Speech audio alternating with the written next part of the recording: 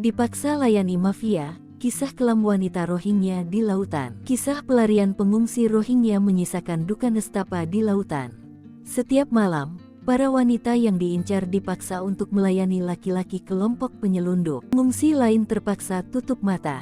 Jika ada pria pengungsi yang berani membantu, akan disiksa kelompok penyelundup. Kisah kelam wanita Rohingya ini diceritakan Monzur Alam, 24. Ia kabur ke Indonesia sendirian, sementara kakak dan ibunya masih di pengungsian Bangladesh, sementara ayah sudah meninggal dunia. Monzur mengaku untuk bisa menaiki kapal pergi berlabuh ke Indonesia harus membayar ongkos 14 juta rupiah per orang. Monzur menyebutkan dari Bangladesh dia menaiki kapal kecil, kemudian di tengah laut dipindahkan ke kapal besar yang sudah menunggu mereka. Selama dalam perjalanan, kata Monzur, mereka juga membawa makanan, minuman dan segala kebutuhan lainnya. Banyak bayi meninggal dunia di tengah laut lantaran sakit, tidak ada makanan dan obat-obatan cukup. Selain itu pelecehan terhadap perempuan dewasa juga terjadi, sehingga tak ada seorang berani membantu.